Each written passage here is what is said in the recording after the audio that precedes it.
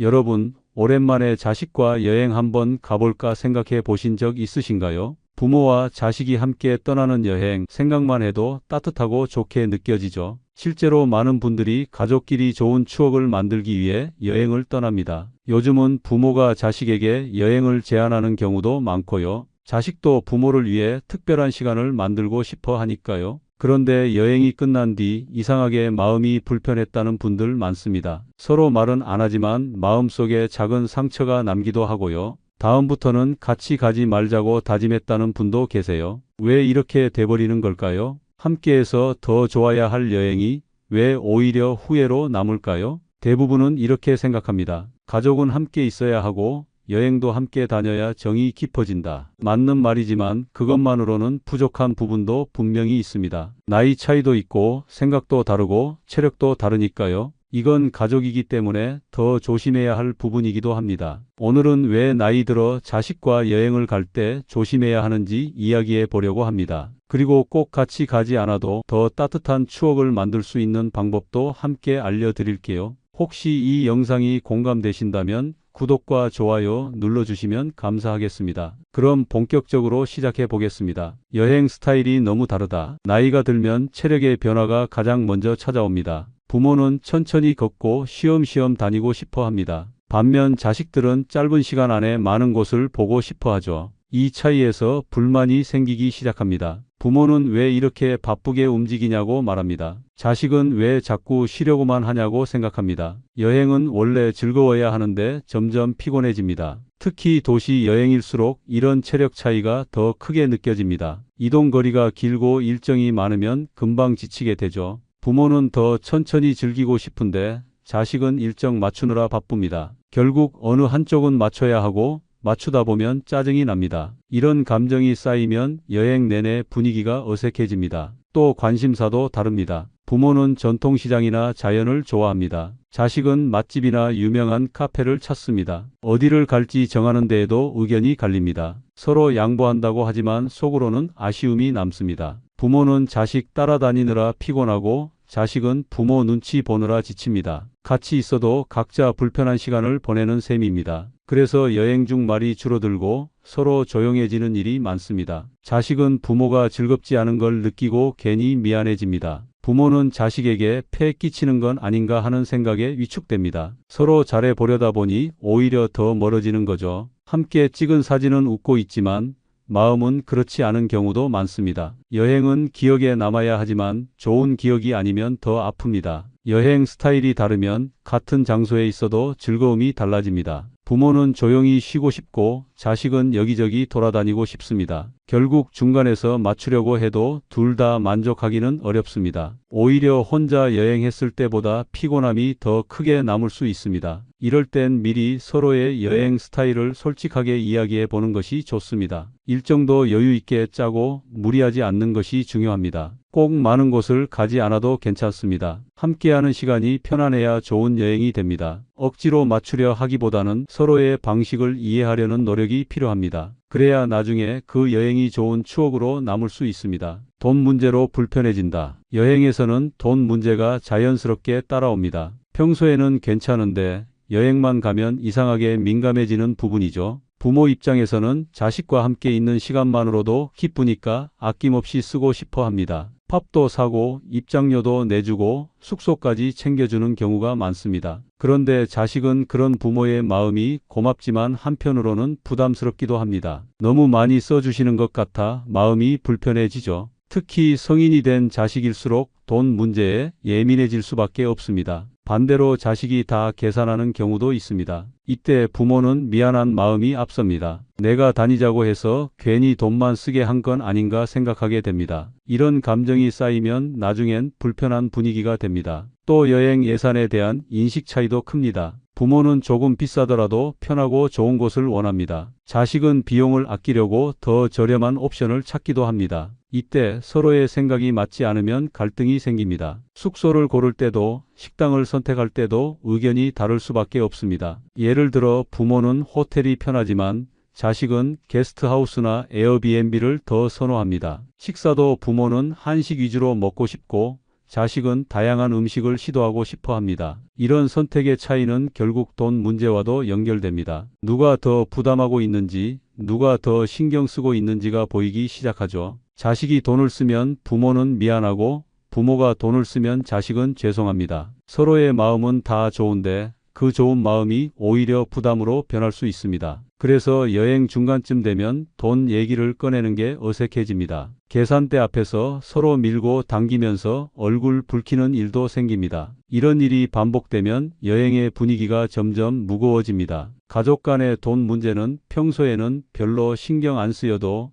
여행 중에는 민감해질 수밖에 없습니다. 그래서 여행을 계획할 때 돈에 대한 기준을 미리 정해두는 것이 중요합니다. 예를 들어 각자 일정 부분을 부담하기로 하거나 한쪽이 전부 부담하더라도 서로의 동의를 받는 것이 좋습니다. 또 부모와 자식이 함께하는 여행이라면 돈보다 마음이 더 중요하다는 걸 서로 이해하는 태도가 필요합니다. 고맙다, 미안하다 이런 말보다 그냥 함께해서 좋다는 표현이 훨씬 따뜻하게 다가옵니다. 그리고 작은 돈 문제에 집착하기보다는 그 시간을 어떻게 보낼지에 더 집중해야 합니다. 돈이 아깝다는 생각이 들면 여행이 즐겁지 않습니다. 서로가 조금만 배려하면 충분히 기분 좋은 여행이 될 수 있습니다. 결국 돈은 수단일 뿐 그 자체가 목적이 되면 서로의 마음이 멀어집니다. 그래서 여행 전에 솔직한 대화를 나누는 것이 가장 좋은 방법입니다. 감정의 골이 깊어진다. 가족끼리 가장 어렵고도 조심스러운 게 바로 감정입니다. 특히 부모와 자식 사이는 너무 가까워서 오히려 더 상처를 주고받기 쉽습니다. 여행 중에는 평소보다 더 오랜 시간을 함께 보내게 됩니다. 그러다 보면 평소에는 참고 넘어가던 부분들이 드러나기 시작합니다. 자식이 핸드폰만 보는 모습에 부모는 서운함을 느낍니다. 반대로 부모가 계속 잔소리를 하게 되면 자식은 피곤해집니다. 사소한 말 한마디가 쌓여있던 감정을 건드리는 경우도 많습니다. 예전 이야기를 꺼내면서 감정이 격해지는 경우도 있습니다. 부모는 자식이 어릴 때 못했던 이야기를 꺼내게 되고 자식은 이제는 그만 좀 하자며 짜증을 냅니다. 이럴 땐 감정이 얽히면서 대화가 아니라 다툼이 되기 쉽습니다. 결국 여행이 감정을 풀기는커녕 더 꼬이게 만드는 시간이 되기도 합니다. 또 서로 말은 안 하지만 눈치를 보기 시작합니다. 자식은 부모가 불편해하지 않을까 계속 신경 씁니다. 부모도 자식이 피곤해할까 말을 아끼게 됩니다. 이런 분위기는 서로에게 부담을 줍니다. 여행지에 와서 마음 편히 웃기보다 조심하며 보내는 시간이 늘어납니다. 또 기대가 크면 실망도 커집니다. 오랜만에 같이 하는 여행이니까 더 좋을 줄 알았는데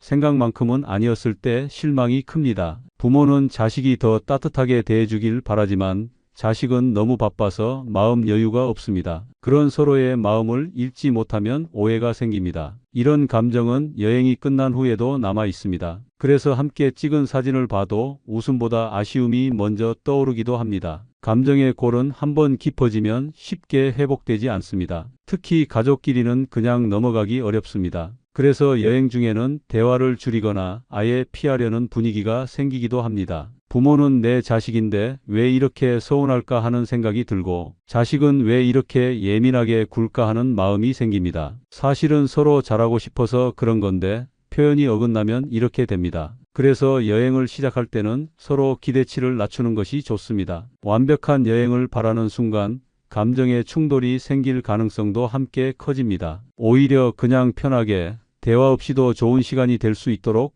마음을 내려놓는 것이 필요합니다. 감정을 표현할 땐 솔직하게 하지만 따뜻하게 이야기하는 것도 중요합니다. 자식이 먼저 다가가고 부모가 한 발 물러서면 감정이 부딪히지 않습니다. 결국 중요한 건 어디를 가느냐가 아니라 어떤 마음으로 함께 하느냐입니다. 여행 중 갈등이 터지는 이유입니다. 여행은 평소와 다른 공간에서 긴 시간을 함께 보내게 됩니다. 그만큼 작은 문제도 크게 느껴지기 쉽습니다. 특히 계획을 짜는 과정에서 갈등이 자주 생깁니다. 자식은 효율적인 동선을 중요하게 생각합니다. 반면 부모는 천천히 느긋하게 움직이고 싶어 합니다. 이런 차이로 인해 일정 조율이 어렵습니다. 어디를 먼저 가느냐, 얼마나 머무르느냐를 두고 의견이 엇갈립니다. 또 자식은 온라인 지도를 보고 빠르게 움직이려 하지만 부모는 종이 지도를 찾거나 눈으로 확인하려고 합니다. 이런 방식의 차이가 답답함으로 이어집니다. 특히 여행 초반에는 서로 양보하려는 마음이 있어 괜찮지만 중반이 지나면 피로가 쌓이면서 참았던 감정이 나오기 시작합니다. 일정이 틀어졌을 때도 마찬가지입니다. 갑자기 비가 오거나 길이 막히면 상황이 바뀌게 되죠. 이럴 때 누구의 잘못인지 따지는 분위기가 생기기 쉽습니다. 부모는 왜 계획을 이렇게 짰냐고 말하고 자식은 그걸 다 예측할 수 없다고 반박합니다. 결국 이런 대화가 싸움의 시작이 됩니다. 사소한 말 한마디로 분위기가 싸늘해지는 순간도 자주 생깁니다. 숙소에서 씻는 순서를 두고 말다툼이 생기기도 합니다. 식사할 때 메뉴를 고르며 서로 눈치를 보기도 하죠. 이런 갈등은 전혀 특별한 이유 없이도 생깁니다. 특히 각자의 생활 습관이 다를수록 갈등이 커집니다. 부모는 아침 일찍 일어나는 게 당연하지만 자식은 늦잠을 자고 싶어 할 수도 있습니다. 반대로 자식은 밤 늦게까지 활동하고 싶은데 부모는 일찍 숙소로 들어가고 싶어 하죠. 이런 생활 리듬 차이는 예상보다 스트레스를 크게 줍니다. 또 부모는 짐을 많이 싸고 다니는 편이고 자식은 가볍게 움직이는 걸 선호하기도 합니다. 누군가는 챙기려 하고 누군가는 간편함을 원하죠. 결국 갈등이 생길 수밖에 없습니다. 이런 문제를 줄이려면 여행 전부터 서로의 성향을 파악하고 조율하는 것이 중요합니다. 꼭 모든 일정을 함께할 필요는 없습니다. 서로에게 맞는 시간과 공간을 적절히 분리하는 것도 갈등을 줄이는 좋은 방법입니다. 추억이 아닌 후회로 남는 여행. 여행은 원래 좋은 추억을 만들기 위해 가는 겁니다. 그런데 다녀온 뒤 오히려 마음이 더 무거워졌다는 분들이 있습니다. 기대가 컸던 만큼 실망도 커지는 경우죠. 부모는 자식과 함께한 시간이 특별하길 바랐습니다. 자식은 부모를 기쁘게 해주고 싶었습니다. 하지만 현실은 생각과 다를 수 있습니다. 일정 내내 눈치만 보다 끝나거나 서로 피곤해서 대화를 줄이게 되는 경우도 많습니다. 그렇게 여행이 끝나고 나면 마음속에 아쉬움이 남습니다. 왜 이렇게까지 힘들었을까 하는 생각이 듭니다. 잘해보려고 했던 여행이 오히려 관계를 멀어지게 만들었다는 느낌도 받습니다. 그래서 다음부터는 같이 안 가겠다는 결심을 하게 됩니다. 사실 가족 여행이 실패했다고 느껴지면 그 감정은 오래갑니다. 이후에도 함께 무언가 하기가 어려워질 수 있습니다. 자식은 괜히 같이 갔나 하는 생각을 하고 부모는 내가 실수했나 하며 자책하게 됩니다. 말은 안 하지만 서로 껄끄러워지는 거죠.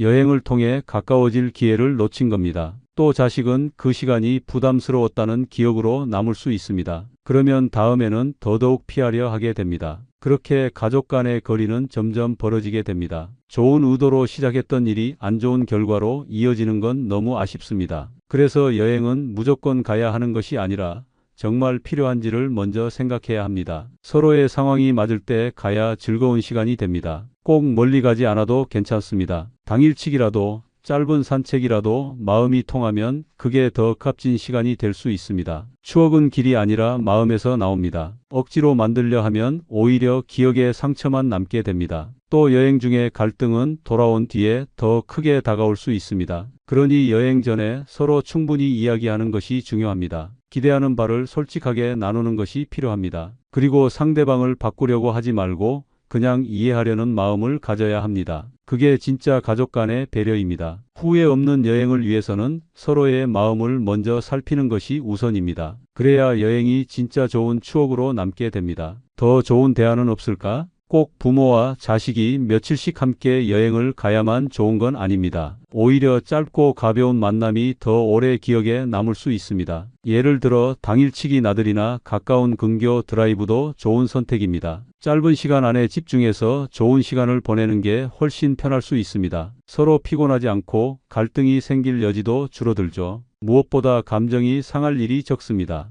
또 하나의 방법은 각자 여행을 하되 하루 정도만 함께하는 방식입니다. 예를 들어 부모는 천천히 즐기는 일정으로 자식은 자신 스타일대로 다니다가 하루를 함께 정해서 그날만 같이 보내는 겁니다. 이 방식은 서로의 여행 스타일을 존중할 수 있게 해줍니다. 따로 또 같이 이게 요즘 여행의 새로운 흐름이기도 합니다. 또 여행이 아니더라도 좋은 시간을 보낼 수 있는 방법은 많습니다. 함께 산책하거나 맛있는 식사를 나누는 것도 충분히 의미 있습니다. 주말에 집 근처 카페에서 대화 나누는 것도 큰 추억이 됩니다. 중요한 건 시간을 보내는 방식이 아니라 함께하는 그 마음입니다. 부담스럽지 않은 만남이 더 오래 지속될 수 있습니다. 그리고 꼭 특별한 이벤트가 아니어도 된다는 걸 기억해야 합니다. 자식은 부모가 기대하는 만큼 채워주려고 애쓰지만 부모는 그냥 얼굴 한번 보는 걸로도 행복해할 수 있습니다. 그래서 괜히 무리해서 긴 여행을 계획할 필요는 없습니다. 오히려 평범한 하루를 더 소중하게 만드는 게 진짜 의미 있는 일이 됩니다.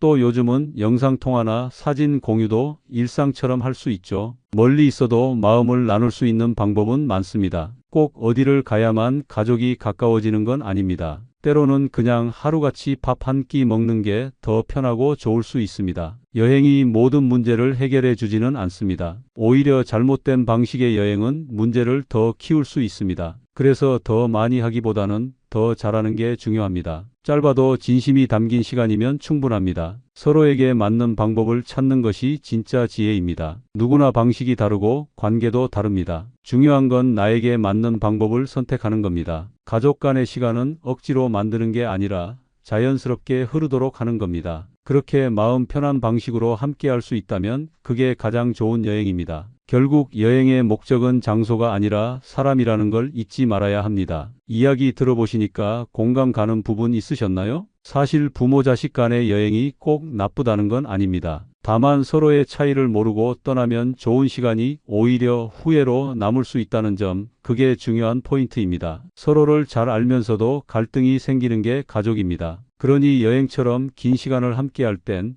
그만큼 배려와 이해가 더 필요합니다. 6가지 이야기처럼 사소한 차이 하나하나가 쌓이면 큰 감정의 골로 이어질 수 있습니다. 하지만 이런 갈등을 피할 수 있는 방법도 분명히 있습니다. 꼭 여행이 아니어도 가족끼리 좋은 시간을 만들 수 있는 길은 많습니다. 중요한 건 상대방을 이해하려는 마음과 서로에게 편안한 방식을 찾는 노력입니다. 혹시 여러분은 자식과 여행 다녀오신 경험 있으신가요? 그 여행은 어떤 기억으로 남아있나요? 댓글로 경험을 나눠주시면 다른 분들에게도 큰 도움이 될 거예요. 이 영상이 공감되셨다면 좋아요와 구독 부탁드립니다. 주변에 함께 나누고 싶은 분이 있다면 공유도 잊지 마세요. 지금부터라도 서로의 다름을 이해하고 더 따뜻한 시간을 만들어가길 바랍니다. 감사합니다.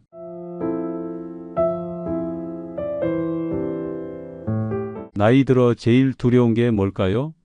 건강을 잃는 것, 외로움에 시달리는 것, 물론 다 무섭습니다. 그런데 진짜 위험한 건 따로 있습니다. 바로 가진 걸 다 잃고 삶이 무너지는 순간입니다. 말 그대로 거지꼴 나는 겁니다. 이건 단순히 돈이 없는 상태를 말하는 게 아닙니다. 사람도 떠나고 체면도 무너지고 자신감마저 사라지는 상태입니다. 많은 분들이 노후에 대비한다고 생각하지만 실상은 그렇지 않습니다. 아무 생각 없이 살아온 결과가 그 상황을 만들기도 합니다. 나이 들수록 피해야 할 게 있습니다. 오늘은 그것을 하나하나 짚어보려 합니다. 대부분은 이런 실수를 하면서도 전혀 위험성을 느끼지 못합니다. 당장은 괜찮다고 생각하지만 시간은 조용히 모든 걸 무너뜨립니다.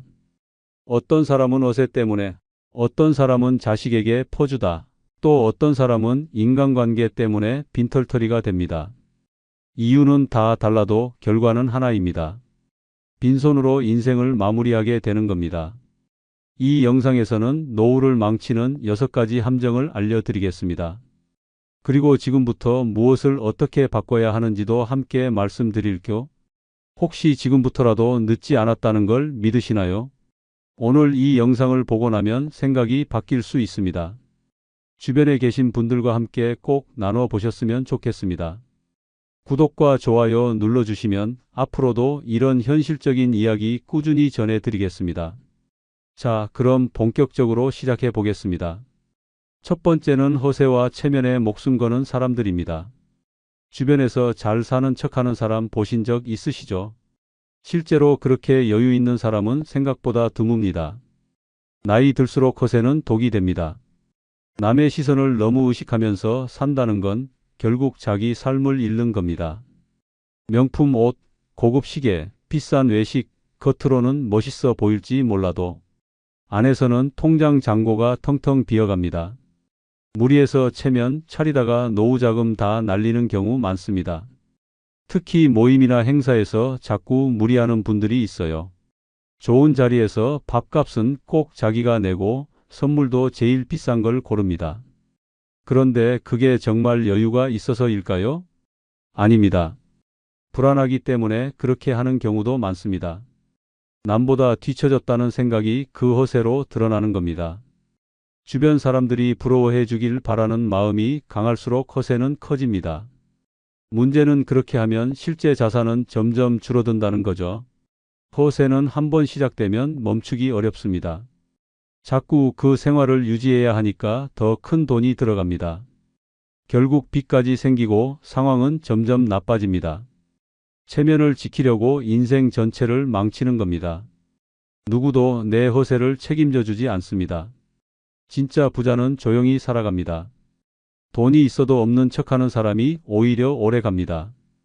허세는 순간의 만족이고 노후는 평생의 문제입니다. 겉모습은 남들이 잠깐 보지만 생활은 내가 평생 감당해야 합니다. 자식도, 친척도, 친구도 결국은 남입니다. 내가 무리해서 쓴 돈 아무도 갚아주지 않습니다. 명품 하나 안 사고 고급 음식 한 끼 줄이면 그 돈이 모여서 노후의 밑거름이 될 수 있습니다. 실속 없이 멋만 부리는 건 이제 멈춰야 합니다. 허세는 누구를 위한 것인지 한번 생각해 보세요. 결국 나를 지키는 가장 좋은 방법은 조용하고 단단한 삶입니다. 자존심은 스스로 지키는 것이지 돈으로 사는 게 아닙니다. 나이 들수록 중요한 건 보여주는 삶이 아니라 지키는 삶입니다. 내 통장, 내 건강, 내 일상, 이걸 유지하는 게 진짜 실력입니다. 허세는 내려놓을수록 내 삶이 가벼워집니다. 그때부터 진짜 자유로운 인생이 시작됩니다. 두 번째는 자식에게 모든 걸 퍼주는 부모들. 자식을 사랑하는 마음, 그건 부모라면 누구나 갖고 있습니다. 문제는 그 사랑이 때때로 인생을 망치기도 한다는 겁니다. 자식에게 집 한 채 사주고 결혼자금 주고 사업자금까지 내어준 분들 많습니다. 처음에는 그래도 내 자식 잘 되라고 도와준 거라며 마음이 뿌듯했을지 모릅니다. 그런데 시간이 지나고 보니 정작 본인은 남은 게 없습니다. 자식은 감사하지만 그 돈의 무게까지는 다 감당하지 못합니다. 오히려 당연하게 여기는 경우도 생깁니다. 부모의 모든 걸 자식에게 주면 그 관계는 어긋나기 쉽습니다. 자식에게 너무 많이 쏟으면 부모 자신은 텅텅 비게 됩니다. 그 텅 빈 삶은 결국 외롭고 쓸쓸한 노년으로 이어집니다. 자식은 부모를 사랑하지만 부모의 희생을 계속 감당하긴 어렵습니다. 자식이 힘들다고 또 조금 부족하다고 부모가 계속 퍼주다 보면 정작 본인의 노후는 준비할 시간도 자원도 사라집니다. 그리고 나중에는 자식에게 의지할 수밖에 없는 상황이 됩니다. 하지만 자식도 자기 삶이 버거우면 부모를 챙기기 힘듭니다. 그렇게 부모와 자식 모두 힘든 상황이 됩니다. 처음부터 서로 부담 주지 않는 관계를 만들어야 합니다. 특히 노년에 들어서면 자식이 아니라 나 자신을 먼저 챙겨야 합니다. 내가 여유 있어야 도와줄 수 있는 거지 없는 상태에서 주는 건 서로에게 해가 됩니다. 돈은 감정이 아닙니다. 돈을 주는 것으로 사랑을 증명하려 하지 마세요. 자식도 부모의 여유 있는 삶을 더 좋아합니다. 오히려 부담 없이 웃고 대화 나눌 수 있는 부모가 더 편안합니다. 자식에게 다 주고 나중에 힘든 모습 보이면 서로가 더 괴롭습니다. 경제적으로 무너지면 관계도 멀어집니다. 자식에게 주는 것도 좋지만 나를 위한 최소한의 안전망은 꼭 남겨야 합니다. 재산이 많고 적음이 중요한 게 아니라 삶을 스스로 책임질 수 있는 힘이 중요합니다. 자식은 나를 대신해 살아줄 수 없습니다. 결국 내 인생은 내가 준비해야 합니다. 그래서 도와주는 것도 딱 내가 감당할 수 있는 만큼이어야 합니다. 자식에게 부담을 줄 수 있고 부모도 상처받을 수 있는 일은 피해야 합니다. 나를 잃고 자식을 돕는 건 결국 모두를 힘들게 만드는 길입니다. 자식을 위한다면 먼저 나부터 바로 세워야 합니다. 내 노후가 안정돼야 자식도 안심할 수 있습니다. 자식에게 주는 사랑도 균형이 필요합니다. 그래야 오래갑니다. 세 번째는 인간관계에 돈 쓰다 인생 망친다. 입니다. 사람은 혼자 살 수 없습니다. 그래서 인간관계를 유지하기 위해 어느 정도 비용이 드는 건 당연한 일입니다. 문제는 그 관계가 과해질 때 생깁니다. 특히 체면 때문에 밥값, 술값을 무리해서 내는 분들이 있습니다. 한두 번은 괜찮지만 습관이 되면 지출이 상당해집니다. 본인도 모르게 매달 수십만 원이 술자리나 모임에서 사라지고 있는 겁니다. 더 심각한 건 부탁을 거절 못해서 돈을 빌려주는 경우입니다. 친한 사람 부탁이니까, 어려운 상황이라니까 선뜻 도와줍니다. 그런데 그 돈 돌아오는 경우는 거의 없습니다. 결국 사람도 잃고 돈도 잃게 되는 겁니다. 특히 중장년 이후에는 돈이 다시 들어오지 않는다는 걸 잊으면 안 됩니다. 수입은 줄고 지출은 늘어납니다. 그런데 인간관계를 위해 계속 돈을 쓰면 결국 자기 삶이 무너집니다. 모임에 나가면 항상 내가 사야 한다는 압박감, 생일, 기념일, 경조사에 빠짐없이 챙겨야 한다는 부담. 처음엔 의무감이지만 나중엔 스트레스로 바뀝니다. 그 스트레스는 건강도 해치고 관계도 왜곡시킵니다. 돈을 쓸수록 진심이 전달되는 게 아닙니다. 오히려 진심 없는 관계일수록 돈으로 유지하려는 경향이 있습니다. 정작 내가 힘들어질 때 그런 관계는 아무 도움도 되지 않습니다. 사람은 가까이 두고 돈은 멀리 둬야 오래갑니다. 진짜 관계는 돈보다 마음에서 나옵니다. 차라리 소소한 정성이 오히려 더 깊은 감동을 줄 수 있습니다. 내가 여유 있을 때 작은 선물을 주는 건 괜찮지만 나를 무리하게 만드는 지출은 피해야 합니다. 특히 퇴직 이후에는 인간관계의 양보다 질이 중요해집니다. 많은 사람을 만나는 것보다 마음 편한 사람 몇 명이 더 좋습니다. 그 몇 명을 지키기 위해선 돈보다 신뢰가 필요합니다. 사람을 잃지 않기 위해 돈을 쓰는 게 아니라 돈을 지키기 위해 사람을 잘 선택해야 합니다. 나를 존중하는 사람은 내가 밥을 사지 않아도 함께 해줍니다. 돈으로 이어진 관계는 결국 돈이 떨어지면 끝납니다. 내 경제적 한계를 알고 그 안에서 관계를 유지하는 게 현명한 선택입니다. 인간관계는 내 인생을 살찌우는 거지 비우는 수단이 아니어야 합니다. 나를 아끼고 지키는 게 결국 더 오래가는 인간관계를 만드는 길입니다. 네 번째는 사기와 투자에 휘말리는 중장년들입니다. 나이가 들면 돈을 불리고 싶은 마음이 커집니다. 젊을 땐 시간이 있었지만 이제는 여유 시간이 없기 때문입니다. 그래서 빠르게 돈을 벌 수 있다는 말에 쉽게 흔들리게 됩니다. 특히 고수익을 약속하는 투자 이야기는 귀에 쏙쏙 들어옵니다. 이건 절대 손해 안 봐요라는 말에 혹합니다. 친구도 했는데 잘됐다더라는 말이 믿음을 더합니다. 하지만 현실은 전혀 다릅니다. 고수익에는 항상 높은 위험이 따라옵니다. 특히 지인이 소개하는 투자일수록 더 조심해야 합니다. 지인도 잘 몰라서 소개한 경우가 많고 본인도 피해자일 수 있습니다. 투자 얘기를 들을 때 이건 너무 좋아서 이상하다는 느낌이 들면 멈춰야 합니다. 대부분의 사기는 좋은 기회로 포장되어 다가옵니다. 특히 퇴직금이나 노후 자금으로 투자하는 건 정말 위험합니다. 그 돈은 다시 모으기 어렵고 잃으면 삶 전체가 흔들립니다. 실제로 많은 중장년들이 투자 실패로 전 재산을 날렸습니다. 처음엔 소액이었지만 점점 금액이 커졌고 나중엔 돌이킬 수 없는 수준까지 갔습니다.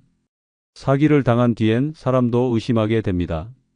인간관계까지 무너지는 경우도 많습니다. 그래서 사기와 투자는 단순히 돈 문제가 아니라 삶의 기반을 흔드는 일입니다. 또 이름만 들어도 그럴싸한 단체나 회사도 조심해야 합니다. 정식 등록이 되어 있더라도 실제 내용은 다를 수 있습니다. 종교, 건강식품, 코인, 부동산 등 사기 수법은 다양해졌습니다. 특히 대면보다 온라인으로 진행되는 경우가 많아 더 위험합니다. 계약서나 설명 자료를 꼼꼼히 확인하고 이해 안 되면 절대 서명하지 마세요. 혼자 결정하지 말고 믿을 수 있는 사람에게 꼭 먼저 상의하세요. 투자란 잘 알수록 손해를 줄일 수 있는 게임입니다. 정보가 부족한 상태에서 뛰어들면 결과는 뻔합니다. 특히 지금 아니면 기회 없다는 말은 거의 사기의 전형입니다. 정말 좋은 기회는 그렇게 급하게 굴지 않습니다. 여유를 갖고 결정하는 사람이 돈을 지킬 수 있습니다. 잃은 돈은 다시 벌 수 있지만 잃은 신뢰와 시간은 돌아오지 않습니다. 노후에는 안정이 가장 중요합니다. 큰 수익보다 안정된 자산이 훨씬 더 소중합니다. 지금이라도 투자와 사기에 대한 경각심을 꼭 가져야 합니다. 다섯 번째는 건강을 관리하지 않는 사람들입니다. 아무리 돈이 많아도 건강을 잃으면 소용없습니다. 나이 들수록 몸은 자연스럽게 약해집니다. 그런데 많은 사람들이 건강을 뒷전으로 미룹니다. 바쁘다는 이유로 병원도 안 가고 귀찮다는 이유로 운동도 안 합니다. 그러다 갑자기 병이 찾아오면 그제야 후회하게 됩니다. 병원비와 약값은 생각보다 무섭게 늘어납니다. 한 번 입원하면 몇백만 원이 훌쩍 나가기도 합니다. 병이 오래가면 일도 못하고 돈도 못 법니다. 결국 건강을 지키지 못하면 경제적으로도 흔들리게 됩니다. 건강은 한번 무너지면 회복이 쉽지 않습니다. 중장년 이후에는 작은 병 하나가 큰 병으로 번지기 쉽습니다. 정기검진은 필수입니다. 아프기 전에 체크하고 예방하는 습관이 중요합니다. 그리고 일상 속에서 꾸준한 운동이 필요합니다. 거창한 운동이 아니라 매일 1시간 걷기만 해도 다릅니다. 식사도 중요합니다. 짜고 기름진 음식보다는 균형 잡힌 식단이 필요합니다. 특히 밤늦게 먹는 습관은 줄이는 게 좋습니다. 수면도 중요한 건강 요소입니다. 하루에 최소 6시간은 숙면을 취해야 몸이 회복됩니다. 스트레스도 건강에 큰 적입니다. 너무 많은 걱정은 몸을 병들게 합니다. 마음이 아프면 몸도 같이 아픕니다.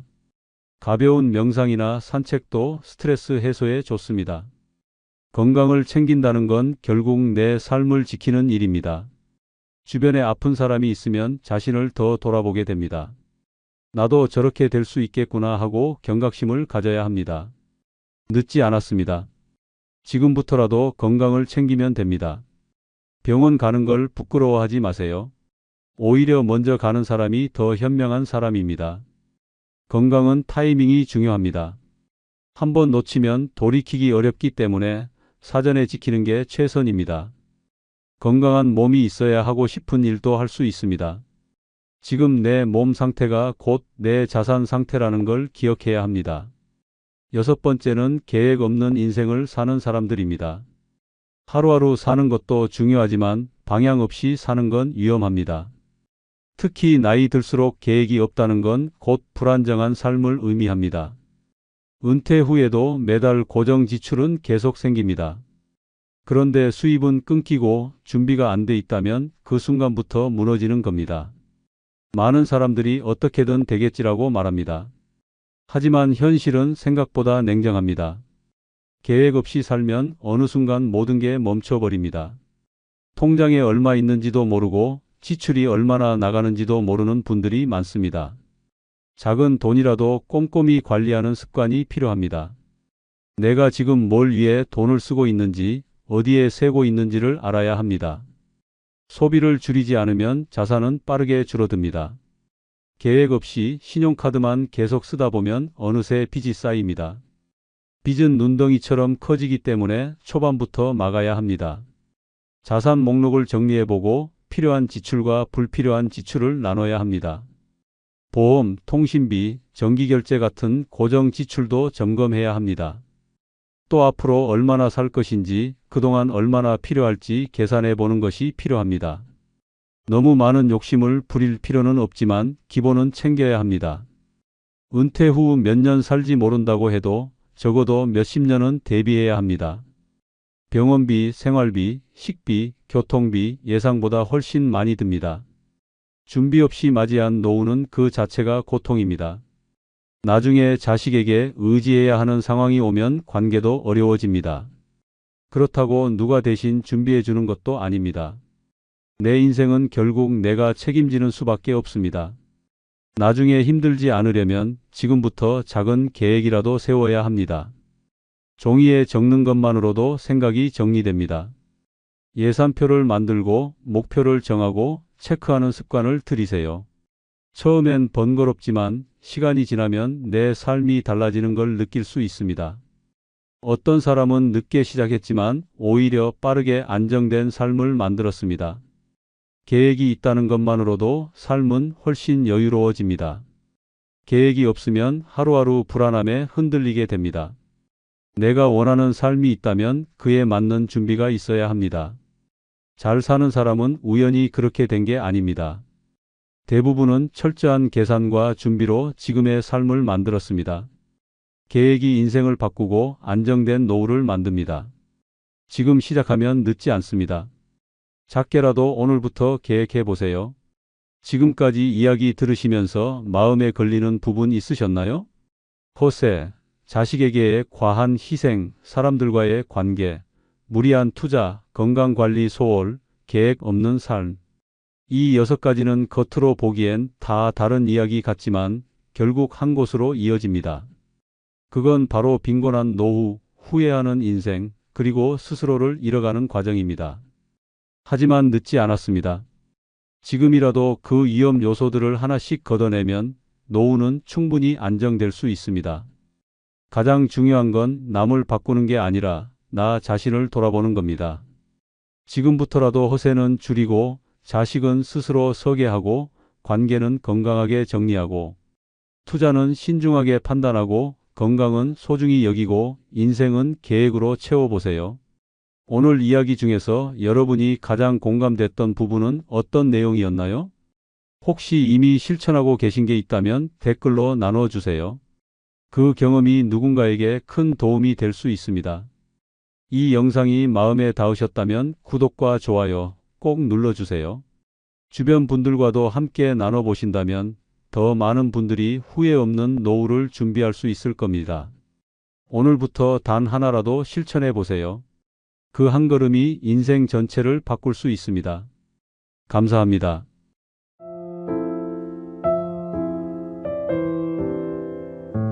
나이가 들면 자연스럽게 말수가 늘어납니다. 살아온 세월이 많다 보니 할 얘기도 해줄 얘기도 많아지죠. 그런데 그 말 중에 꼭 조심해야 할 말이 하나 있습니다. 바로 자랑입니다. 어떤 분은 이렇게 말씀하십니다. 이 정도는 그냥 툭 던진 말인데 왜 저 사람이 기분 나빠하지? 또 어떤 분은 자식 잘된 이야기, 예전 이야기 하다 보면 듣는 사람이 괜히 조용해졌다고 하소연합니다. 본인은 좋은 마음으로 했는데 왜 이런 반응이 나올까요? 사실 자랑은 말하는 사람보다 듣는 사람이 더 민감하게 느낍니다. 나이가 들수록 자랑이 될 수도 불편함이 될 수도 있는 이유는 삶의 차이가 점점 더 크게 느껴지기 때문입니다. 말은 한순간이지만 그 여운은 오래 남습니다. 자랑처럼 들리는 말 한마디에 관계가 멀어지기도 합니다. 그래서 오늘은 나이 들어서 절대 자랑하면 안 되는 말 6가지를 준비했습니다. 듣고 나면 고개가 끄덕여질 겁니다. 어쩌면 나도 모르게 했던 말일 수 있습니다.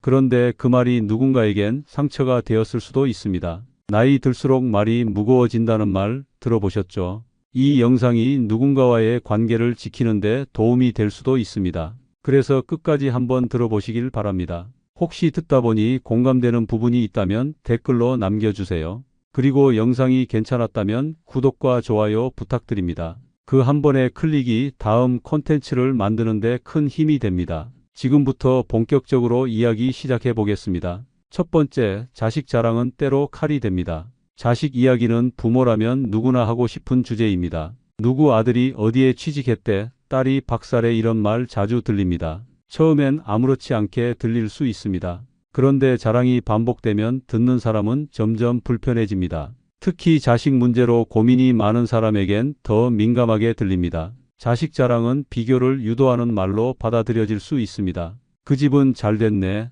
우리 집은 왜 이럴까 하는 생각이 들 수 있죠. 나도 모르게 상대의 아픔을 건드릴 수 있습니다.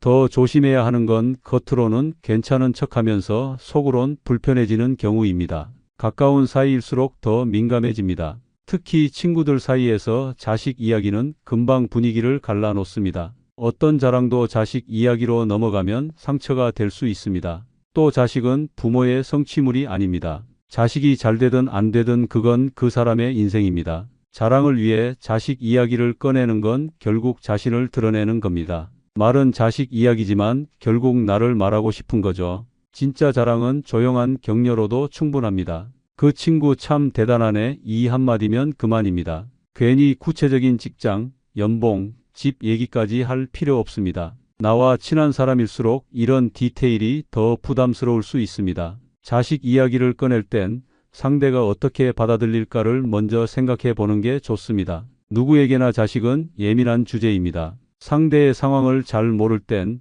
굳이 말을 꺼내지 않는 것도 배려입니다. 자식 자랑은 좋게 들릴 수도 있지만 쉽게 상처가 되기도 합니다. 결국 말은 상황과 분위기를 잘 봐야 하는 겁니다. 괜히 자랑한답시고 관계가 멀어지면 결국 손해는 나에게 돌아옵니다. 특히 나이 들어 인간관계는 자주 바뀌지 않기 때문에 말 한마디로 흐름을 망치면 다시 회복하기가 어렵습니다. 자식 이야기를 꺼내기 전에 한 번 더 생각해보는 습관이 필요합니다. 정말 하고 싶다면 자랑보다 감사의 표현이 좋습니다. 아이들이 건강하게 지내주니 그저 고맙죠. 이 말은 자랑이 아니라 공감이 됩니다. 듣는 사람도 부담 없이 들을 수 있고 더 따뜻한 대화가 이어질 수 있습니다. 말은 줄이고 마음은 넓히는 것, 그것이 자식 이야기의 지혜입니다. 자식 자랑, 조용히 할수록 더 멋있어 보입니다. 두 번째, 돈 자랑은 불을 가리는 가면일 뿐입니다. 돈 이야기는 언제나 민감한 주제입니다. 특히 나이 들수록 돈에 대한 자부심이 커질 수 있습니다.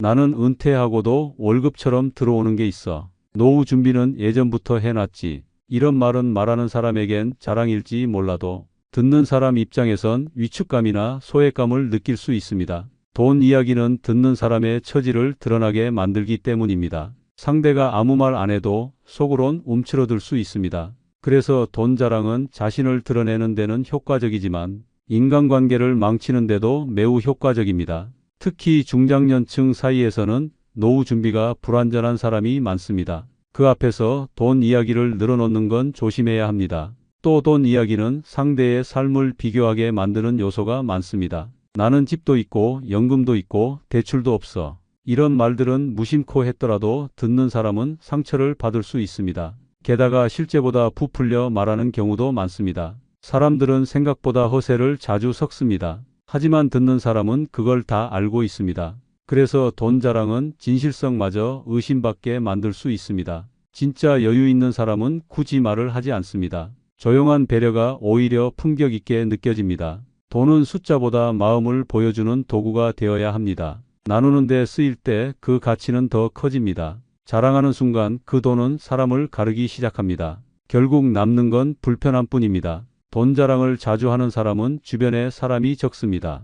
그 이유는 듣는 사람이 점점 멀어지기 때문입니다. 결국 불을 지켜주는 건 겸손입니다. 자랑은 돈의 크기를 줄이고 겸손은 사람의 마음을 넓혀줍니다. 돈 이야기를 꺼내기 전 이 말이 상대에게 위안이 될까를 생각해 보는 것이 좋습니다. 나눔은 자랑이 아니라 조용한 실천입니다. 마음을 써서 도운 사람은 굳이 말하지 않아도 주변에 알려지게 되어 있습니다. 보여주려 하지 않아도 자연스럽게 드러납니다. 말은 할수록 가벼워지고 행동은 쌓일수록 무게가 생깁니다. 그래서 돈 자랑은 할수록 가볍고 나눔은 할수록 깊어집니다. 세 번째, 건강 자랑은 아픈 사람에게 상처가 됩니다. 나는 약도 안 먹어. 병원 간 지가 언젠지 모르겠네. 이런 말들은 자랑처럼 들릴 수 있습니다. 하지만 듣는 사람에겐 그리 유쾌하지 않을 수 있습니다. 특히 몸이 아픈 사람, 약을 달고 사는 사람에겐 더 그렇습니다. 건강은 누구에게나 소중한 것이지만 그걸 자랑하는 순간 공감이 사라집니다. 아픈 사람은 말하지 않아도 스스로의 몸을 잘 알고 있습니다. 그 앞에서 건강 자랑을 늘어놓는 건 조심해야 합니다. 건강은 비교할 수 있는 게 아닙니다. 나이가 같다고 몸 상태가 같을 수는 없습니다. 누구는 무릎이 아프고 누구는 혈압약을 먹습니다. 그 차이는 누구의 잘못도 아닙니다. 그런데 그 앞에서 나는 아직도 등산 다녀라고 하면 듣는 사람은 자기 몸이 더 약하게 느껴질 수 있습니다. 자존감이 흔들릴 수 있는 말이기도 합니다. 건강 자랑은 특히 조심해야 할 말 중 하나입니다. 건강은 자랑거리가 아니라 감사의 대상입니다. 조용히 나 자신을 돌아보며 감사하는 태도가 더 필요합니다. 진짜 건강한 사람은 몸만 건강한 게 아니라 말과 태도도 건강합니다. 상대를 배려하는 말이 오히려 더 큰 위로가 됩니다. 그동안 큰 탈 없이 지내서 다행이에요.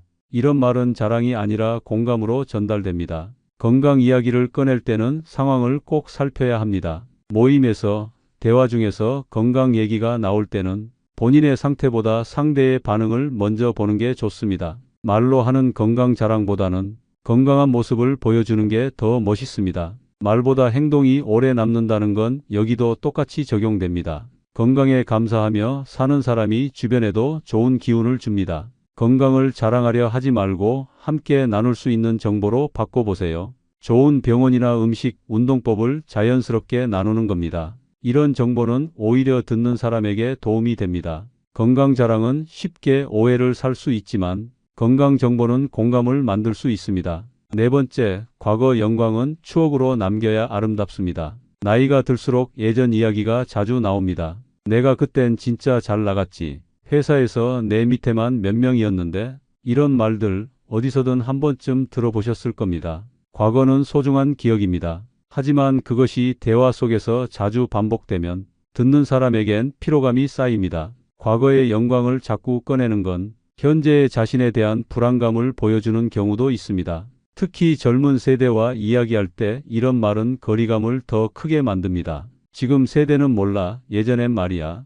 이런 말이 나오면 대화는 더 이상 이어지기 어렵습니다. 추억은 공유할 때 빛나는 것이지 비교할 때 쓰는 도구는 아닙니다. 누구에게나 과거는 있습니다. 하지만 그것을 끊임없이 내세우는 순간 듣는 사람은 그 안에서 소외감을 느끼게 됩니다. 과거에 내가 잘 나갔다는 말보다 지금의 너도 참 열심히 산다는 말이 더 따뜻합니다. 자랑보다 공감이 더 오래갑니다. 특히 가족이나 지인과의 대화에선 지금의 모습을 인정해주는 말이 필요합니다. 예전엔 그랬지로 시작한 말은 현재를 무시하는 말이 되기 쉽습니다. 과거는 자기만의 보물상자에 담아두면 됩니다. 꺼내서 남에게 보여주는 순간 의미가 달라집니다. 추억은 누가 꺼내달라고 할 때 그때 꺼내는 것이 가장 좋습니다. 스스로 꺼내는 순간 자랑이 되기 쉽습니다.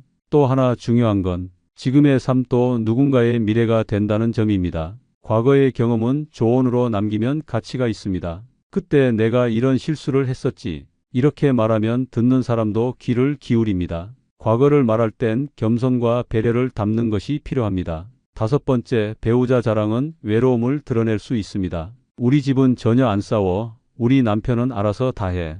이런 말들은 처음엔 부러운 이야기처럼 들릴 수 있습니다. 하지만 반복되면 듣는 사람에겐 거리감을 줄 수 있습니다. 특히 배우자와 사이가 좋지 않거나 이미 배우자를 떠나보낸 사람에게는 아픈 말이 될 수 있습니다. 자랑하려는 의도가 없어도 듣는 사람의 처지에 따라 말의 무게는 달라집니다. 부부 사이를 자랑하면 오히려 상대의 관계를 돌아보게 만듭니다. 그게 부담이 될 수도 있습니다. 특히 모임 자리에서 지나치게 배우자 자랑을 하면 분위기가 어색해지기 쉽습니다. 듣는 사람 중 누군가는 속으로 상처를 받을 수도 있습니다. 배우자 자랑은 자칫 외로움의 반작용일 수 있습니다. 너무 자랑하는 사람일수록 실제로는 반대일 가능성도 있습니다. 부부 관계는 보여주기보다 지켜주는 게 더 중요합니다. 말로 하는 자랑보다 서로를 존중하는 행동이 더 깊은 인상을 남깁니다. 부부 사이가 좋다면 굳이 말로 드러낼 필요가 없습니다. 상대가 두 분 참 보기 좋아요 라고 말할 때 그게 진짜 자랑이 됩니다. 부부 관계는 조용한 배려와 이해가 바탕이 되어야 합니다. 누구나 부부 사이에 크고 작은 일이 있습니다. 그걸 모두 자랑처럼 포장하면 오히려 어색해집니다. 배우자 자랑은 그 자체보다 관계를 자랑하려는 느낌이 더 강하게 전달됩니다. 그래서 듣는 사람은 부담을 느끼게 됩니다. 자랑보다 공감을 주는 말이 더 좋습니다. 요즘은 서로 좀 조심하면서 살아요. 이런 말이 훨씬 진솔하게 다가옵니다. 부부 자랑은 때로 외로움의 또 다른 표현이 될 수 있습니다. 그래서 더 조심해서 꺼내야 하는 주제입니다. 사랑은 말이 아니라 행동에서 느껴지는 겁니다. 말보단 분위기로 보여주는 부부가 더 믿음직스럽습니다. 여섯 번째, 인맥 자랑은 결국 고립을 부릅니다. 내가 아는 사람 중에 국회의원도 있어. 그 회장하고도 예전에 같이 일했지. 이런 말들 흔히 모임에서 많이 나옵니다. 그런데 이런 인맥 자랑이 사람을 끌어당길까요? 오히려 거리를 만드는 경우가 더 많습니다. 인맥을 자랑하는 순간 상대는 벽을 느낍니다. 저 사람은 자기 과시가 심하구나라고 생각할 수 있습니다. 자랑은 관계를 위로 쌓는 게 아니라 옆으로 펼쳐야 되는 겁니다. 특히 사회적 지위나 유명인과의 인연을 강조하면 듣는 사람은 자신을 작게 느낄 수 있습니다. 결국 인맥 자랑은 대화의 균형을 무너뜨립니다. 진짜 인맥은 말하지 않아도 주변에서 알게 됩니다. 조용히 도와주는 사람이 진짜 관계를 가진 사람입니다. 인맥을 말로 드러내려는 건 자신감이 아니라 불안의 표현일 수도 있습니다. 나는 이런 사람도 알아라는 말로 자기 가치를 증명하려는 것일 수도 있습니다. 하지만 사람은 관계보다 마음으로 연결됩니다.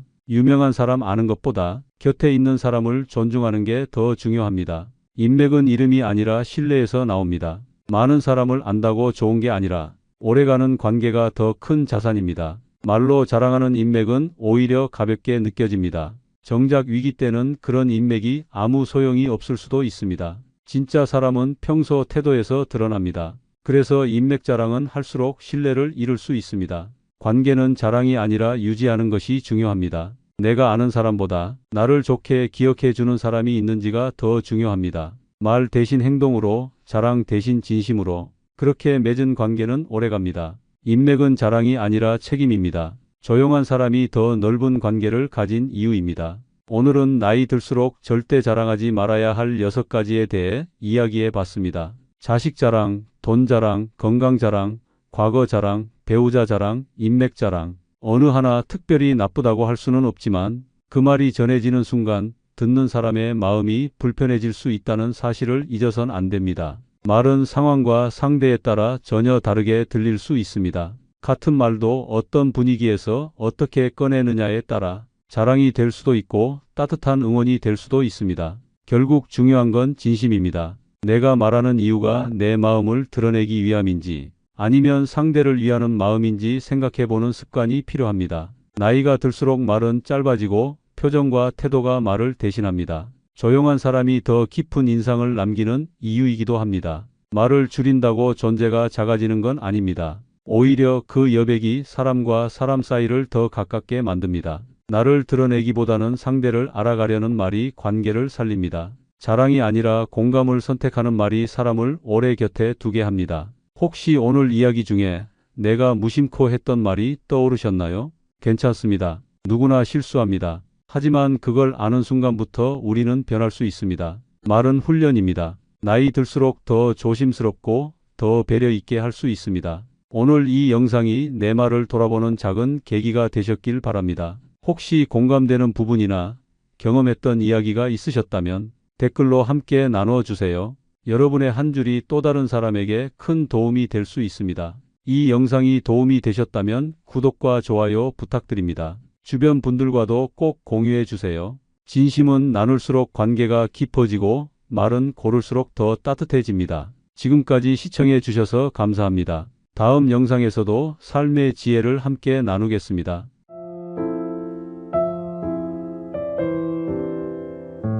모임에 가면 늘 눈에 띄는 어르신이 한 분 있습니다. 왜 그분이 유독 부러움을 받는지 궁금하셨죠? 깔끔한 외모, 정중한 말투? 아닙니다. 물론 첫인상은 중요합니다. 하지만 더 큰 차이는 따로 있습니다. 말투보다 태도가, 옷차림보다 마음가짐이 더 중요합니다. 오늘 영상에서는 60대 이후 모임에서 부러움받는 사람들의 비밀을 알려드립니다. 첫인상이 좋다고 끝이 아닙니다. 그분들의 공통된 특징은 일상 속 작은 습관에 있습니다. 나이를 먹어도 매력적인 어르신은 따로 있습니다. 그분들은 타고난 게 아닙니다. 스스로 다듬고 다듬어 만들어낸 품격입니다. 오늘 말씀드릴 6가지 요소는 그분들이 지키는 삶의 원칙입니다. 이 내용은 60대뿐 아니라 모두에게 의미 있습니다. 시청하시면서 내 생활에도 적용해 보시면 좋겠습니다. 지금 바로 시작해 볼까요? 먼저 영상이 마음에 드셨다면 구독과 좋아요 눌러주시면 큰 힘이 됩니다. 그 작은 클릭이 더 많은 공감 이야기를 만듭니다. 이제 본격적으로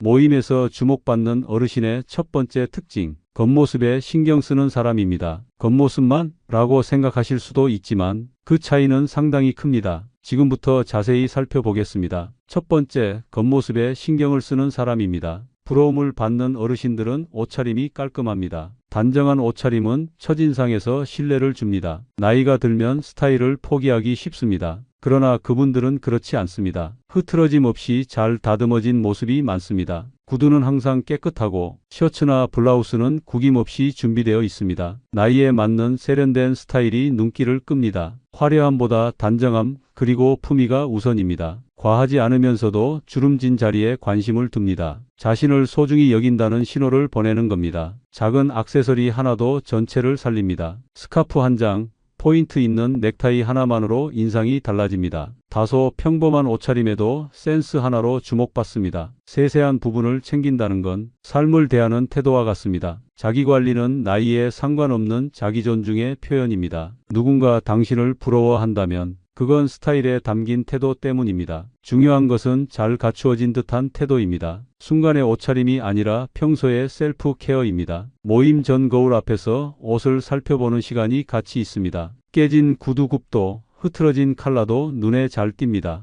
그럴수록 마음까지 흐트러질 수 있습니다. 깔끔함은 건강한 이미지와도 연결됩니다. 청결해 보이면 대화도 편안해집니다. 그래, 나도 저분처럼 살아야지라는 마음이 듭니다. 스타일은 본능이 아니라 훈련입니다. 옷을 고르고 정리하고 다려 입는 습관이 품위를 만듭니다. 스스로를 정갈하게 대한다는 태도는 다른 사람에게도 전파됩니다. 나이 들었다고 외모를 포기하지 마세요. 오히려 나이가 들수록 관리가 더 중요합니다. 자신을 사랑하고 아끼는 태도가 곧 겉모습에 나타납니다. 모임에서 부러움받는 어르신들은 조용히 보여줍니다. 겉모습에 신경 쓰는 것이야말로 그분들의 첫 번째 매력입니다. 두 번째, 말투와 태도가 품격 있는 사람입니다. 두 번째로 부러움을 받는 사람은 말투와 태도가 단정한 사람입니다. 목소리가 크지 않아도 그 말에는 힘이 있습니다. 조용히 말하지만 또박또박 전달합니다. 말 속에 여유가 있고 성급함이 없습니다. 듣는 사람의 눈을 바라보며 말합니다. 이야기를 할 때 절대 남을 깎아내리지 않습니다.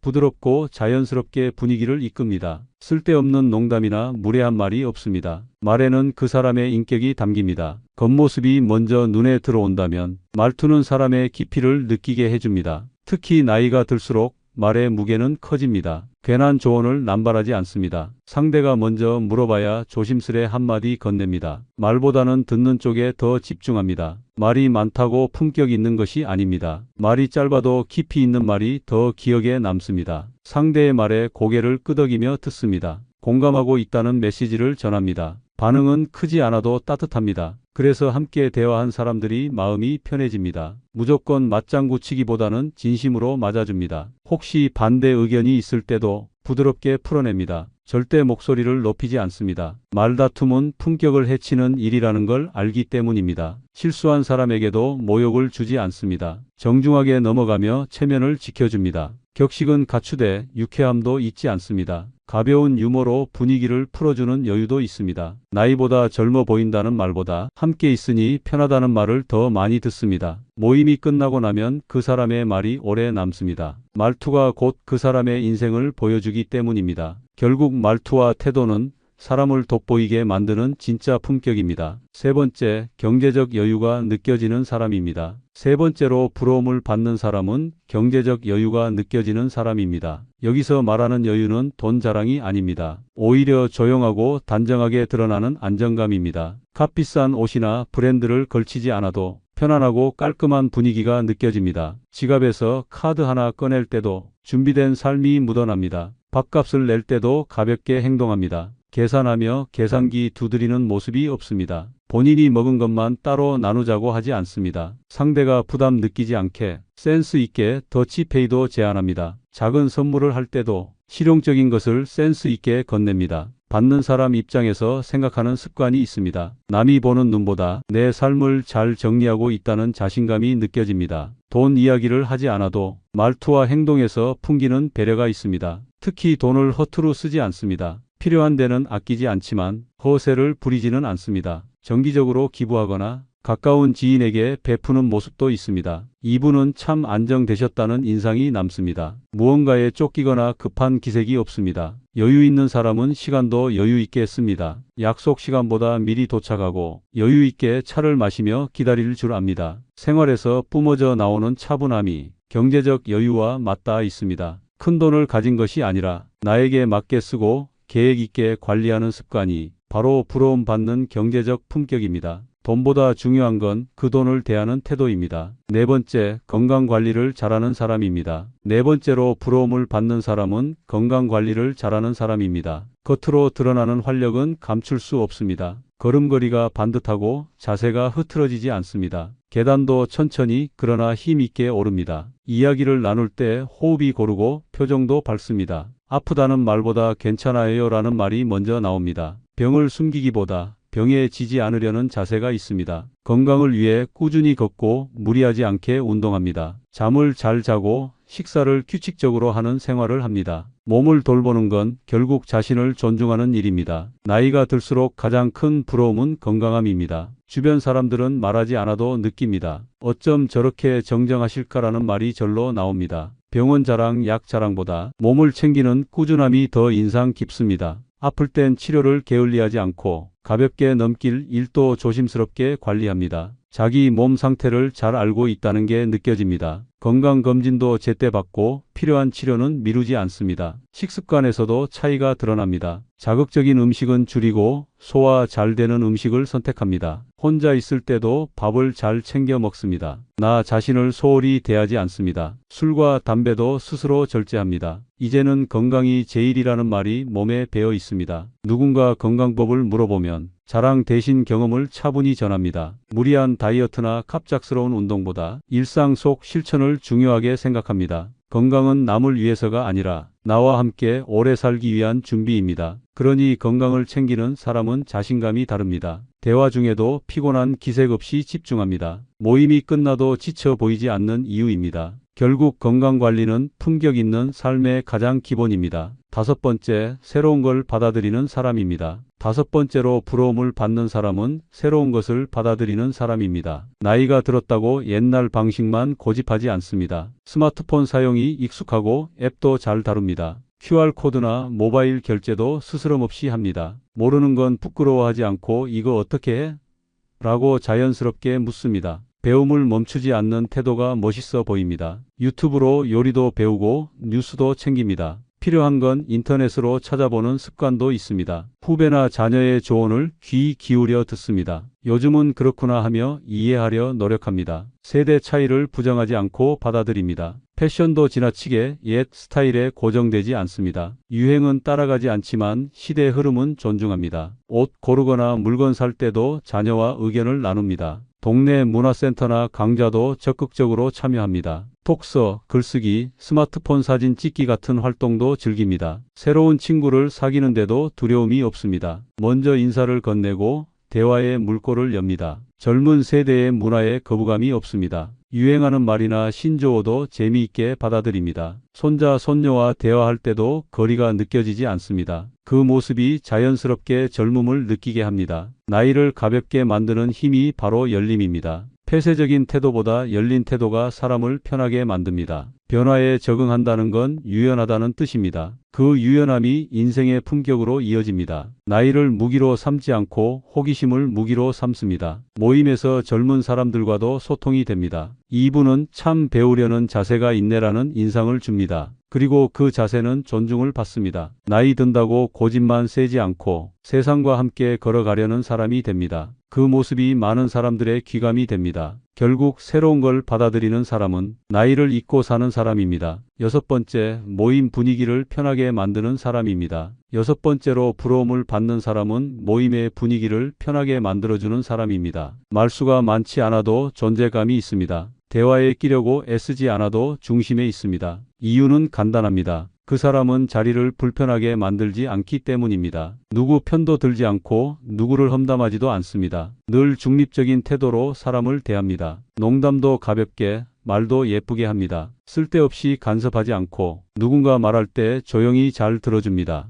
누구에게든 따뜻하게 대하는 그 자세에 사람들은 편안함을 느낍니다. 모임에서 어색한 기운이 돌면 자연스럽게 다른 화제로 넘어가 분위기를 푸는 센스도 있습니다. 본인의 이야기보다 다른 사람의 이야기에 귀를 기울입니다. 누군가 말을 할 때는 눈을 마주치며 반응해 줍니다. 불필요한 조언은 하지 않습니다. 괜히 나서서 가르치려 들지 않습니다. 그저 그랬구나, 수고하셨네요, 한마디로 위로를 전합니다. 싸움이 날 것 같은 상황에서도 한마디 농담으로 긴장을 풀어주는 여유도 있습니다. 자기 자랑을 하지 않고 남 얘기에도 절제된 반응을 보입니다. 그래서 그 사람이 있는 자리는 부드럽고 따뜻합니다. 누구 하나 소외되지 않게 챙기는 배려가 있습니다. 늦게 온 사람에게 자리를 챙겨주고 말수가 적은 사람에게 먼저 말을 건넵니다. 모임을 빛내는 건 결국 이런 작은 행동들입니다. 술을 마셔도 흐트러짐이 없고 웃어도 가볍지 않고 품격이 있습니다. 떠들썩하지 않아도 사람을 끌어당깁니다. 이런 분은 모임이 끝난 뒤에도 칭찬을 듣습니다. 그분이 계셔서 분위기가 참 좋았어, 이런 말입니다. 결국 기억에 남는 건 말이 아니라 태도입니다.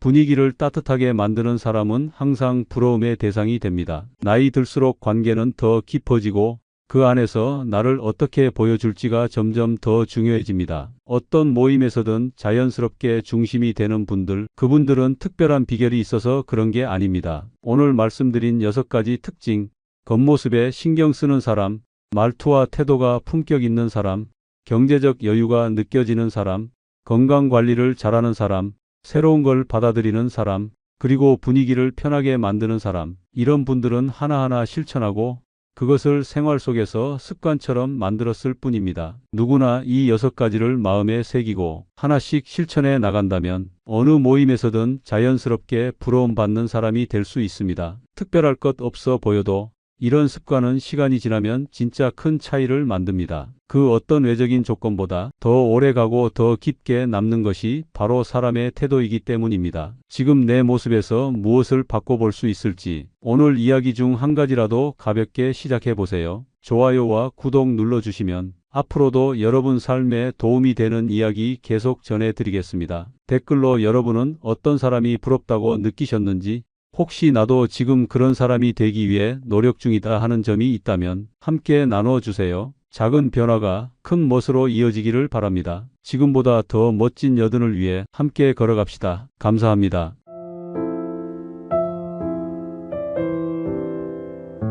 나이 들면 외모가 중요하지 않다고들 말합니다. 그런데 오히려 60대 이후가 되면 외모가 더 중요해집니다. 왜 그런지 궁금하셨죠? 오늘 그 이유를 6가지로 알려드립니다. 첫 번째는 외모가 자기관리를 보여준다는 점입니다. 두 번째는 외모가 건강 상태를 드러내기 때문입니다. 세 번째는 외모가 자존감의 시작이라는 사실 때문입니다. 네 번째는 외모가 타인에게 주는 첫인상이기 때문입니다. 다섯 번째는 외모가 삶의 에너지를 보여주기 때문입니다. 여섯 번째는 외모가 태도의 표현이 되기 때문입니다. 이 6가지 이유만 알아도 외모에 대한 생각이 달라지실 겁니다. 영상이 유익하시면 구독과 좋아요 눌러주세요. 작은 클릭 하나가 큰 응원이 됩니다. 오늘 영상 끝까지 보시고 댓글로 여러분 생각도 공유해 주세요. 그럼 바로 첫 번째 이유부터 말씀드리겠습니다. 외모는 자기관리의 결과입니다. 첫 번째, 외모는 자기관리의 결과입니다. 외모는 어떻게 살아왔는지를 그대로 보여줍니다. 모인 옷차림, 손톱, 머리 스타일, 이러한 작은 부분이 나의 습관을 드러냅니다. 깨끗하게 다려진 옷은 세심하게 자신을 관리한다는 신호입니다. 단정한 모습은 스스로에 대한 존중이 있다는 의미입니다. 자기관리가 된 사람에게는 자연스러운 자신감이 느껴집니다. 반대로 흐트러진 모습은 나를 소홀히 한다는 인상을 줍니다. 그래서 외모는 나를 설명하는 첫 신호입니다. 나는 나를 소중히 여긴다는 메시지가 전해집니다. 청결한 모습은 타인에게도 신뢰를 줍니다. 단정한 복장은 준비된 이미지로 보입니다. 꾸준한 자기관리는 시간이 지날수록 더 빛을 발합니다. 화려함이 아닌 정갈함이 품격을 만듭니다. 외모는 말보다 먼저 나를 믿게 하는 강력한 도구입니다. 자기관리는 외모로도 표현됩니다. 한두 번의 정리보다 매일의 작은 습관이 더 큰 차이를 만듭니다. 외출 전 거울 앞에서 자신을 한 번 더 살피는 습관이 필요합니다. 머리, 손톱, 옷차림,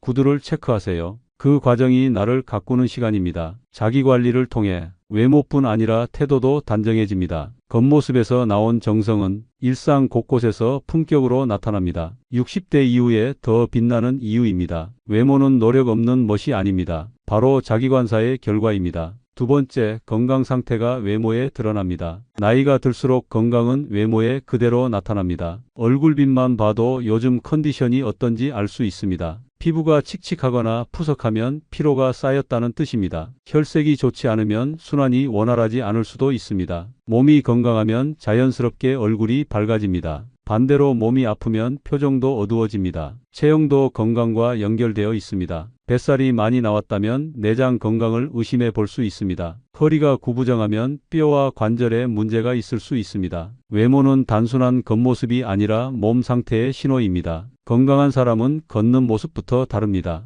허리를 곧게 펴고 자연스럽게 걸을 수 있습니다. 숨소리도 편안하고 목소리도 또렷합니다. 건강 상태는 목소리의 힘에서도 느껴집니다. 치아 건강도 외모에 중요한 영향을 줍니다. 치아가 좋지 않으면 말투와 표정도 달라집니다. 잘 씹지 못하면 영양 섭취에도 문제가 생깁니다. 결국 건강은 전신에 영향을 미치고 그 모든 변화가 외모에 드러납니다. 그래서 정기검진과 기본적인 건강관리가 중요합니다. 단순히 꾸미는 게 아니라 건강을 챙기는 게 외모를 가꾸는 시작입니다. 피부도 마찬가지입니다. 수면과 수분 섭취, 음식이 피부에 영향을 줍니다. 술이나 기름진 음식은 피부를 거칠게 만듭니다. 반대로 채소나 과일은 피부를 맑게 해줍니다. 스트레스도 피부 트러블의 원인이 됩니다. 건강한 생활이 피부에도 그대로 나타납니다. 물을 자주 마시는 습관도 피부에 좋습니다. 햇볕에 과하게 노출되면 피부 노화가 빨라집니다. 모자를 쓰고 자외선 차단제를 바르는 것도 습관입니다. 건강을 챙기는 사람이 외모도 좋아지는 이유입니다. 외모만 보고도 요즘 건강하구나라고 말할 수 있습니다. 그래서 외모 관리는 결국 건강 관리입니다. 건강은 숨길 수 없고 외모로 드러납니다. 세 번째, 자존감은 외모에서 시작됩니다. 자존감은 나를 어떻게 바라보느냐에서 시작됩니다. 그 첫걸음이 바로 외모 관리입니다. 거울을 볼 때 내가 만족스러운 모습이면 기분이 달라집니다. 외모가 단정하면 행동도 자연스럽게 자신감이 생깁니다. 외모를 가꾸는 습관은 나를 소중히 여기는 태도입니다. 그런 태도는 하루하루를 살아가는 힘이 됩니다. 나를 아끼는 사람은 쉽게 주눅 들지 않습니다. 스스로에 대한 믿음이 있기 때문입니다. 외모에 자신이 생기면 표정이 밝아집니다.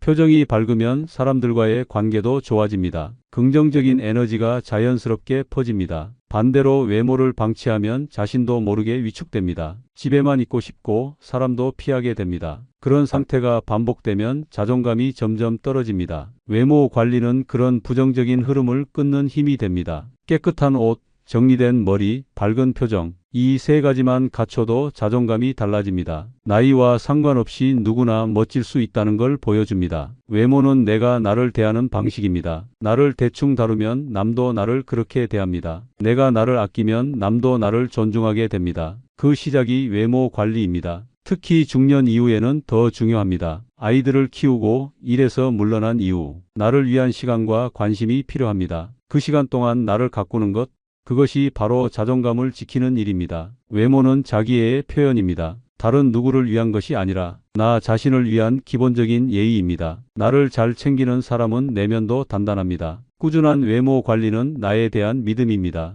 거창하게 꾸미지 않아도 괜찮습니다. 깔끔하고 단정한 모습만으로도 충분합니다. 그렇게 자존감은 외모에서 시작됩니다. 네 번째, 외모는 타인에게 주는 첫인상입니다. 외모는 말보다 먼저 타인에게 기억되는 요소입니다. 어떤 사람인지 설명하지 않아도 외모로 이미 인상이 정해집니다. 첫인상은 짧게는 몇 초 만에 결정된다고 합니다. 그 짧은 순간에 외모가 가장 큰 역할을 합니다. 깔끔한 복장은 예의와 배려를 보여줍니다. 정리된 머리, 단정한 옷차림은 신뢰를 줍니다. 흐트러진 외모는 무심하거나 게으르다는 인상을 줄 수 있습니다. 아무 말도 하지 않았는데도 판단이 이루어집니다. 특히 새로운 사람을 만나는 자리에서는 더욱 중요합니다. 첫 만남의 이미지가 이후 관계에 영향을 미칩니다. 외모가 단정하면 말도 더 신중하게 들립니다. 사람들은 무의식적으로 외모와 태도를 연결해서 봅니다. 외모가 깔끔한 사람은 성격도 단정할 거라 생각합니다. 이것은 사회적인 인식의 결과입니다. 좋은 인상을 남기고 싶다면 외모부터 챙기는 것이 좋습니다. 작은 정성 하나가 큰 차이를 만듭니다. 신발이 깨끗한 사람은 신뢰를 줍니다. 옷에 주름이 없는 사람은 세심한 인상을 줍니다. 얼굴 표정도 외모의 한 부분입니다. 미소 짓는 사람은 다가가기 편합니다. 반면 찡그린 얼굴은 멀어지게 만듭니다.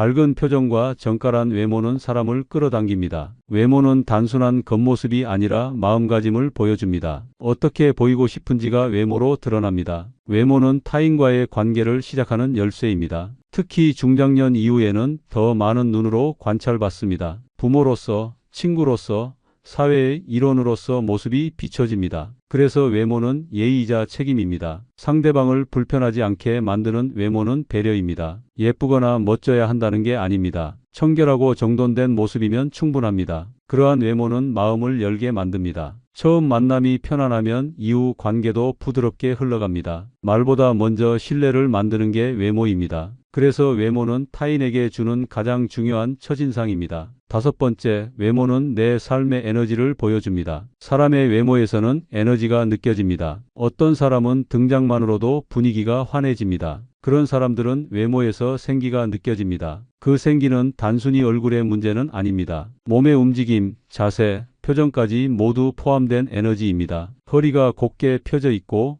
걸음이 힘차면 활기가 느껴집니다. 어깨가 처져 있고 눈빛이 흐리면 기운이 없어 보입니다. 같은 나이라도 에너지 차이는 외모에서 분명하게 드러납니다. 나이가 많아도 활기차게 보이는 사람이 있습니다. 그런 분들은 일상 속 작은 습관을 잘 유지합니다. 정해진 시간에 일어나고 규칙적으로 식사합니다. 운동도 무리하지 않게 꾸준히 이어갑니다. 걷기나 스트레칭, 간단한 근력 운동을 실천합니다. 이런 생활 습관이 자연스럽게 몸에 활력을 불어넣습니다. 그 활력은 피부, 눈빛, 걸음걸이에서 그대로 드러납니다. 또 말투에서도 생기가 느껴집니다. 말이 또렷하고 발음이 분명하면 더 젊어 보입니다. 천천히 또박또박 말하는 것도 중요합니다. 웃는 얼굴과 밝은 표정은 최고의 에너지입니다. 웃는 얼굴만으로도 주변 사람에게 긍정이 전달됩니다. 그런 모습은 스스로를 돌보는 힘에서 나옵니다. 나를 잘 챙길 줄 아는 사람이기에 가능한 일입니다. 외모는 그래서 에너지의 지표라고 할 수 있습니다. 집에만 있으면 외모도 처집니다. 햇볕을 쬐고 사람을 만나고 몸을 움직이면 외모도 밝아집니다. 자연 속에서 걷는 것만으로도 생기를 되찾을 수 있습니다. 무채색 옷보다 화사한 색을 입는 것도 효과적입니다. 머리 모양을 살짝 바꾸는 것만으로도 인상이 달라집니다. 내가 밝아지면 외모도 함께 살아납니다. 그 변화는 주변 사람에게도 전해집니다. 활력이 있는 사람 곁에는 사람이 머뭅니다. 에너지가 있는 사람은 언제나 환영받습니다. 나의 에너지를 표현하는 가장 직접적인 방법이 외모입니다. 그 에너지는 멀리서도 느껴질 만큼 강합니다. 그래서 외모는 내 삶의 에너지를 보여주는 거울입니다. 여섯 번째, 나이 들수록 외모는 태도의 표현입니다. 나이가 들수록 외모는 단순한 꾸밈이 아니라 삶의 태도입니다. 어떤 자세로 하루하루를 살아가는지가 외모로 드러납니다. 무심한 태도는 외모에서도 무관심으로 나타납니다. 반대로 성실한 태도는 외모에서도 단정함으로 나타납니다. 사람들은 외모를 보고 그 사람의 삶을 상상합니다. 깔끔한 옷차림, 정돈된 헤어, 단정한 자세는 내가 나를 존중한다는 뜻입니다. 꾸밈 없는 성실함이 외모에서 드러납니다. 나이 들수록 외모에 대한 평가보다 태도가 더 중요합니다. 그런데 그 태도는 외모에 자연스럽게 배어납니다. 예를 들어 같은 옷을 입어도 어떻게 입느냐에 따라 인상이 달라집니다. 단추를 제대로 채우고 구김을 피는 것만으로도 성실한 태도가 느껴집니다. 머리를 자주 다듬지 않아도 빗질만 잘해도 정성스러움이 보입니다. 외모는 게으름과 부지런함의 차이를 보여줍니다. 나를 가꾸는 태도는 결국 나를 어떻게 생각하느냐의 차이입니다. 외모는 그렇게 마음가짐을 보여줍니다. 누군가를 대할 때도 외모로 존중을 표현할 수 있습니다. 깔끔한 복장은 상대를 향한 예의입니다. 태도에서 우러난 외모는 꾸미지 않아도 멋이 있습니다. 유행을 따르지 않아도 단정함과 성실함만으로 충분한 인상을 줍니다. 외모에 담긴 태도는 나이보다 더 많은 것을 말합니다. 하루를 대하는 자세, 사람을 대하는 태도, 그런 마음이 외모에 스며들어 나옵니다. 그래서 외모는 삶의 자세를 비추는 거울입니다. 거울을 볼 때 오늘의 내 태도를 돌아볼 수 있습니다. 정성껏 나를 챙기는 태도는 결국 내 삶을 더 건강하고 풍요롭게 만들어줍니다. 나를 소홀히 하면 모든 것이 무너지기 쉽습니다. 반대로 나를 단정히 챙기면 하루도 정리됩니다. 나이 들수록 더 멋있어지는 사람은 외모로 삶의 태도를 보여주는 사람입니다. 나이가 들수록 외모는 단순한 꾸밈을 넘어서 내 삶의 태도, 건강, 습관, 그리고 사람을 대하는 자세까지 모두를 비춥니다. 오늘 영상에서는 6가지 이유로 왜 60대 이후 외모가 더 중요해지는지를 말씀드렸습니다. 첫째, 외모는 자기관리의 결과입니다. 둘째, 건강 상태가 외모에 그대로 드러납니다. 셋째, 자존감은 외모에서 시작됩니다. 넷째, 외모는 타인에게 주는 첫인상입니다. 다섯째, 외모는 내 삶의 에너지를 보여줍니다. 그리고 여섯째, 외모는 나이 들수록 태도의 표현이 됩니다. 이 6가지를 듣고 나면 외모를 단순한 꾸밈으로만 보기는 어렵습니다. 사실 외모를 잘 가꾼다는 건 값비싼 화장품이나 명품 옷을 말하는 게 아닙니다. 청결하고 정돈된 머리, 단정한 복장, 밝은 표정, 바른 자세, 이 4가지만 갖춰도 충분히 단정하고 멋있어 보일 수 있습니다. 그리고 그 모든 건 나 자신을 소중히 여기고 내 삶을 정성스럽게 다루는 습관에서 시작됩니다. 오늘 영상이 조금이라도 도움이 되셨다면 좋아요와 구독 한번 눌러주세요. 이 영상이 필요한 분께 공유해 주시면 더 많은 분들께 도움을 드릴 수 있습니다. 그리고 댓글로 알려주세요. 여러분이 평소에 외모를 위해 실천하고 있는 좋은 습관이 있다면 서로 나누고 함께 배우는 시간을 가졌으면 좋겠습니다. 외모는 누구에게 보여주기 위한 게 아니라 바로 나 자신을 위한 첫 번째 존중입니다. 나이 들수록 더 빛나는 삶, 그 시작은 바로 나를 돌보는 외모 습관입니다. 지금부터라도 하나씩 실천해 보시길 바랍니다. 고맙습니다.